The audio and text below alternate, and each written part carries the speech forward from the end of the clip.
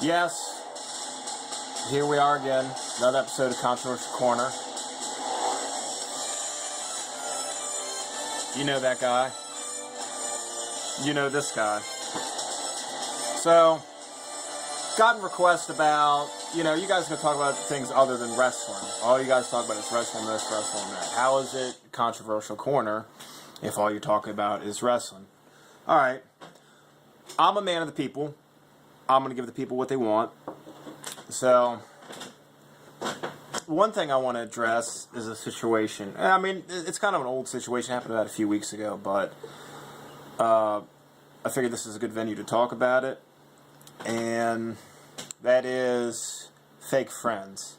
And by fake friends, I mean people, let's say they get into relationships with someone, I don't know what happens in these relationships, but obviously it ends badly when you have to get a restraining order on someone. Okay, so there's that. So when people voice concerns about this relationship, getting back with somebody that you had a restraining order on, you start deleting and blocking them, kind of don't get it. Because, one, you want people to take your relationship seriously with this person, yet while you're with this person before, you're sending out provocative pictures, if you will. And I'm using the term provocative loosely on that one. So, A, nobody is going to respect your relationship with this guy anyway. One, for that. And then you break up with them.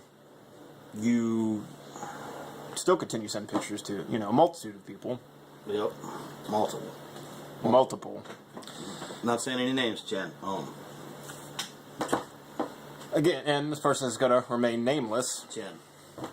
But, hey, it's your life, you can do what you want, but all I'm going to say is it's kind of fucked up how you start turning on people that have been there for you for a while. Especially people that didn't even voice a negative opinion on it. They just voiced an opinion, and, you were quick to,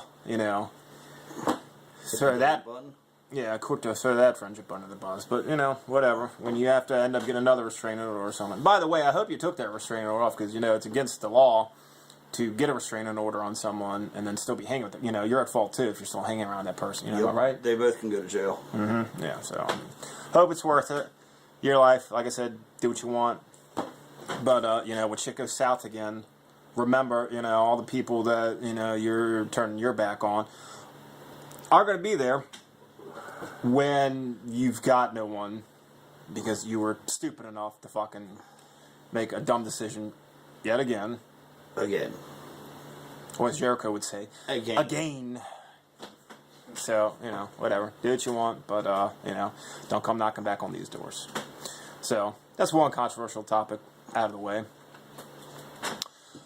Another topic of great controversy, and I know this is going to ruffle some feathers, but hey, Controversial Corner, we're living up to our title. And that topic is the N-word. Now, I strongly feel that certain words, the more negative connotation they have to them, the more power they have. For instance, the word gay. Okay. Now, in its definition, gay can mean happy. Gay also refers to an alternative lifestyle, and so on and so on. But what I'm talking about is the use of the word gay as in reference to, let's say you're coming home from work, you're a kid, you're coming from school, and your parents want you to do something. Oh, Mom, Dad, I don't want to do that. That's gay. Oh, I don't feel like going to work. That's gay. Whatever. The term gay isn't being used as homosexual. It's just being used to describe, it's along the lines of, retarded. Stupid, retarded, It doesn't mean gay as in two dudes fucking each other in the ass. It just means, this is just gay. I don't feel like doing something.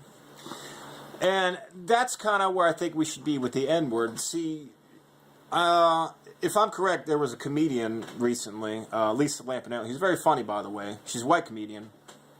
I think she used the N-word it was either one of her jokes or like a Twitter thing, and this talk show host, Wendy Williams, is black, and was talking about it. She was like, Lisa, I love you, great, but, don't use that word. You don't have the right to use that word because blah, blah, blah, blah, blah. It's all that. Okay. See, that's the problem, though, is when you start constantly treating that word with the negative connotation, people are still going to get up in arms about it because, oh my God, you said the N-word. That's a terrible word. You have no right to say that word. And, some people are going to disagree with me on this. That's no, white people should not use that word. And not just white people, any person of any color, creed, ethnicity, whatever, shouldn't use that word as a derogatory race term. But the word itself is meant to describe ignorance. Or, group of friends could be hanging out, start calling each other that, but there's no racial connotation to it. And that's how I think, that's really the only way you're going to, take away the negativeness of that word, is by stop treating it, just, I know nobody's going to want to forget over 400 years of, indentured servitude, slavery, all the horrors and shit that happened to it. We're not saying that. We're just saying, the only way to get people to change their minds about a certain word is start using it in a different way and, stop getting all up in arms about it when somebody says that word. And, it's almost like anytime there's, like, a racial something like that happens, fucking Jesse Jackson or Al Sharpton have to jump in it. And then, it stirs the fucking pot. We don't need that. That's my take on it. I don't use the word a lot. I have used it with groups of friends, and they've been white and black, and it was never really racial. And, they were fine. We were all cool with it because, we're not trying to elicit hatred with it. So, with that said, I'm going to turn it over to Bobby now. He's got a few things he wants to say now that I've pretty much just done this solo for the first few minutes, so. Yeah, I think it's pretty dumb. I definitely have to agree with Sonny on the whole gay factor, the nigger factor.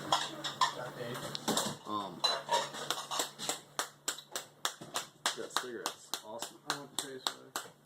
Yeah, I ended up getting some too. No. I want to taste Ray might need some though. I guess people don't realize we're filming, so, ignore all that. Now that I don't really smoke cigarettes anymore, I'm in the picture here. What's up, guys? Yeah, this is Ray. What's going on? There it is. But thank you anyways. And that was Kyle somewhere in the background. Anyway, continue. Where was I at? We were talking about... Oh yeah. Oh yeah, and stupid bitches like Jen and her psycho boyfriend, ex-boyfriend, fuck of the week, whatever it is. At least he's not married to someone else. Yeah. And pretending he's going to leave his wife for you. That was a good one, by the way. Yeah, that was pretty hysterical. Yeah, I mean, a lot of the shit that you're bringing up, it is controversial. But, there's more to it than just a few things that you talked about. Like, the fact that I was on the internet the other day and I was reading that Warner Brothers wants to do away with anything Dukes of Hazzard related with the General Lee because of the Confederate flag. Because people like Jesse Jackson and all his friends are still whine-assing about the flag, saying it's racist. They take it offensively. You know what I take offensively? Stupid-ass fucking kids walking around with their pants hanging off their ass. I take that offensively because I don't want to see shit-stained boxer shorts all the goddamn time. But the 90s are over. Come on now.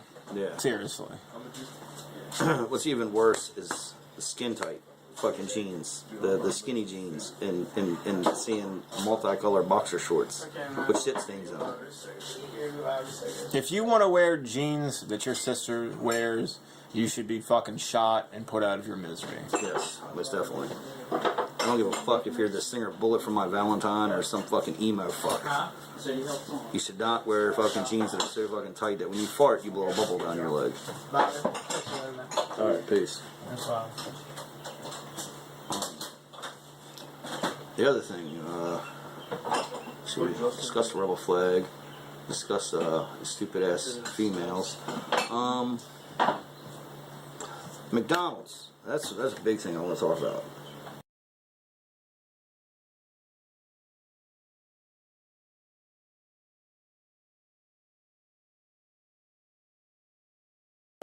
Nowhere. They got this new bacon habanero burger, which is really good. I recommend that.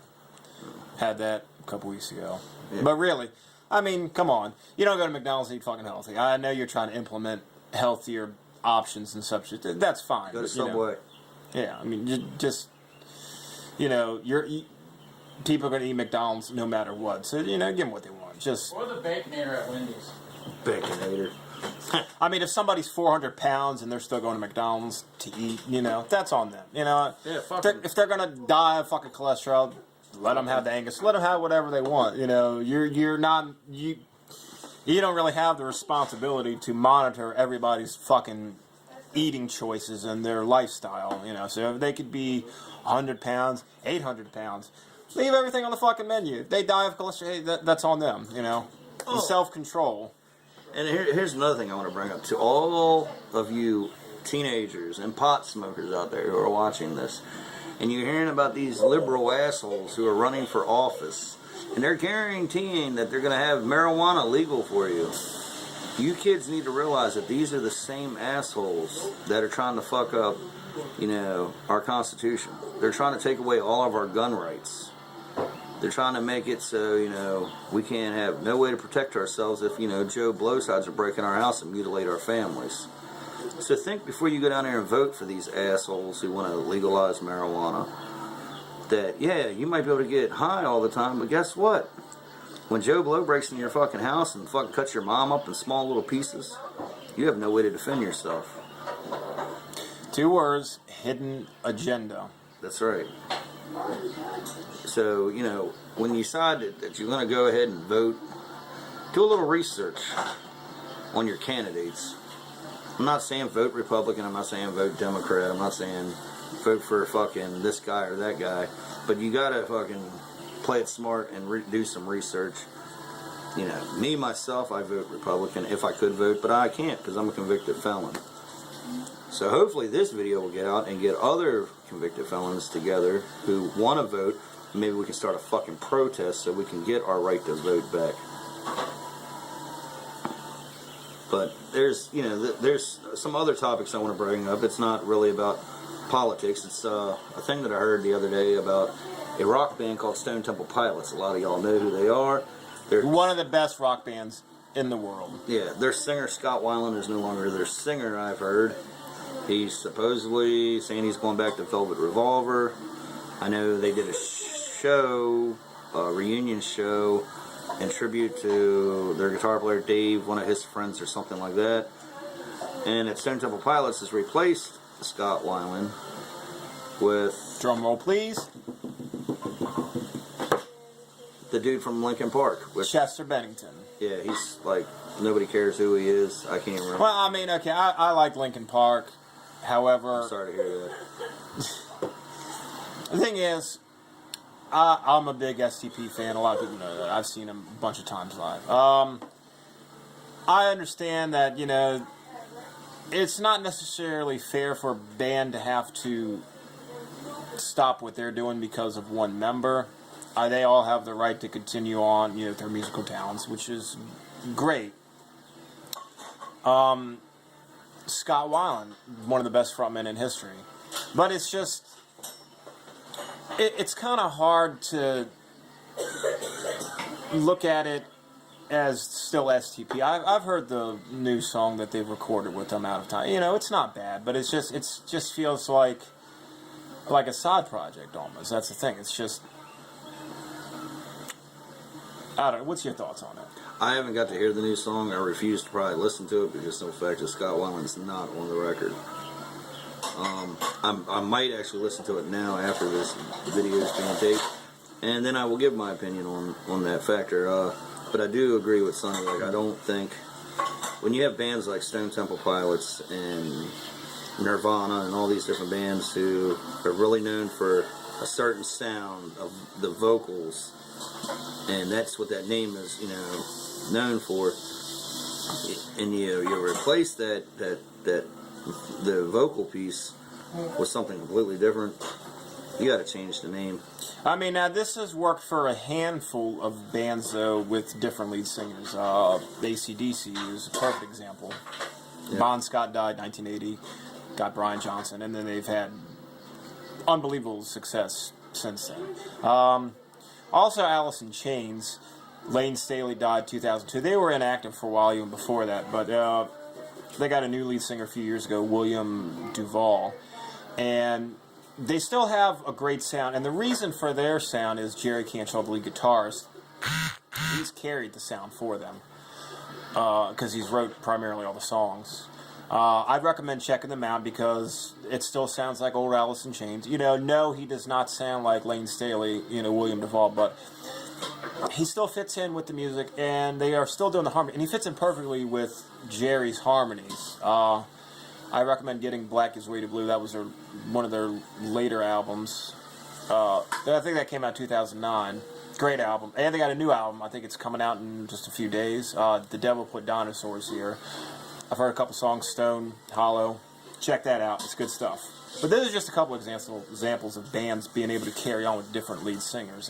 Can STP do that? It remains to be seen. When you've had such an enigmatic frontman for so many years and trying to replace that, it's a tough task. So really, it's just going to be one of those time will tell things. We don't know if they're going to be STP or they're going to call themselves something else. We got to find out. Yeah, I mean, myself, I don't think it's a good idea for them to keep the STP name because, for the simple fact is, a lot of people might start bashing them, just like they've done Axl Rose with the Guns N' Roses thing. And as we all know, Scott Weiland's all mixed up in that, band of demons, with Slash and Duff McKagan and Matt Sorum and all them.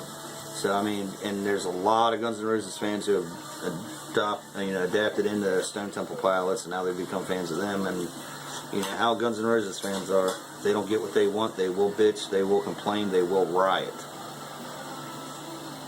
I mean, but on that note, is there anything else you want to? I think we've covered a good variety of controversial topics this one. So hopefully you fuckers out there are happy that we've done something that's not wrestling related.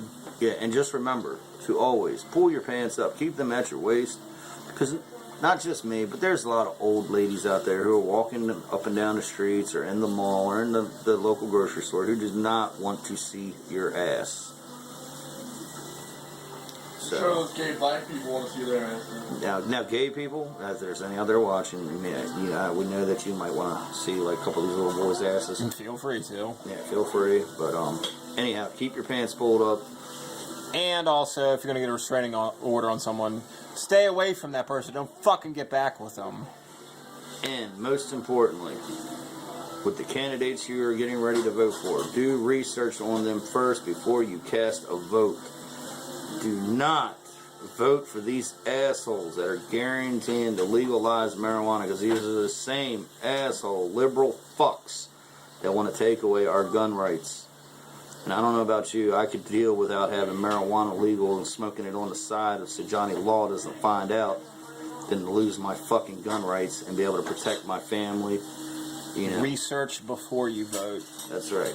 So on that note, this is Axel Draven. Sonny Suicide. Stay tuned for another episode coming soon. Same time, same channel.